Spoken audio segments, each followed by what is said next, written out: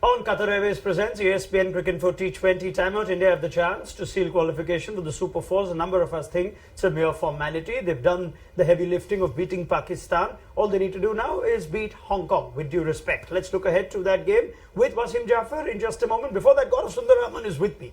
The thing that he will have unique about this video is that he will know more about Hong Kong than most of us watching. So why don't you take it away as to what we need to perhaps give attention to when it comes to this Hong Kong side that made it through the qualifiers?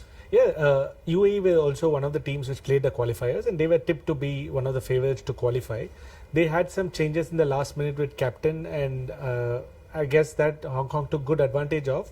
But when you actually saw the qualifiers, Hong Kong won all the games pretty convincingly, and they have some really good informed players. So form is a very big thing in T20 Zaunak, and yes, it's a big game as long as they don't see India as a really big opposition and they play it as any other T20 game. You know, when the T20 the format is such that small things can go your way and then who knows, you can cause an upset. This is the format where they can actually cause an upset. We saw that in the Asia Cup in 2018 where they really started off well. They had a big opening stand, but then, you know, the longer the game goes, it becomes difficult. So they have some really good stars. Babar Hayat, Nizakat Khan and Ehsan Khan. All of them are really good in form. They would hope that these big players who they're dependent on all through the year actually deliver in the big stage. All right. Babar Hayat, of course, in the top three for Hong Kong. So too Nizakat Khan, their captain. They were among the runs in the qualifiers. You have Ehsan Khan, the off-spinner, who's having his best year as well. So these are some of the names from Hong Kong that India need to watch out for. Let's go to Wasim Jaffer now. Would India be looking at this as just an extended net session, Wasim, a chance to maybe rest a few players? The games in the Super Fours come thick and fast, or no? Should they take this seriously, even though, with all due respect, it is Hong Kong? No, I don't see they'll be resting anyone. We'll probably see Hardik Pandya probably not bowling all his 4 overs like he did against Pakistan. You might see Avesh Khan bowl his full quota, or maybe Ravindra Jadeja, because they need to bowl their full quota of overs. But I don't see any, somebody resting in this game, because this is not a bilateral series. So they would want to play their best 11. But like Gaurav said very rightly, I mean, if at all anybody can cause an upset, it's in T20 format. The shorter the game, there are more chances of you upsetting anyone. So yeah, I don't think India will take them lightly, because they don't want to embarrass themselves. They just need to be, come right with the right frame of mind and not be complacent, irrespective of who they are playing. All right. Now, speaking of Hardik Pandya, this is a nice conversation to have. We may not see him bowl his full quota like Wasim Jaffer points out, but when he's been bowling, he has proved to be this extraordinary weapon for Rohit Sharma with ball. Mickey Arthur said in the last game, it's like India play with 12, like how he had Jack Callis in his days. Wasim will bring up the numbers for you, and GS will take us through those in just a moment too. Hardik Pandya's short ball seems to be catching some of the best batters in the world by surprise. Just trying to think of what that tells you. The fact that Hardik is getting wickets with the short ball, the fact that he's bowling it a lot more, and that batters aren't seem to find the answer for it.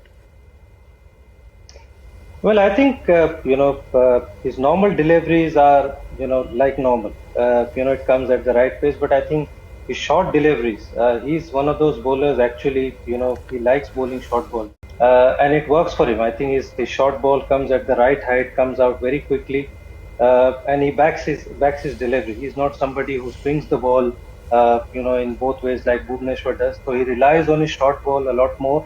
And even before, when he was playing for Mumbai Indian, it was a slow delivery, something which he bowls really well. We haven't seen that very often, but nowadays we see that his hard length and his short deliveries that he relies on really heavily, and he is stuck by it. It gives him wickets, so why not?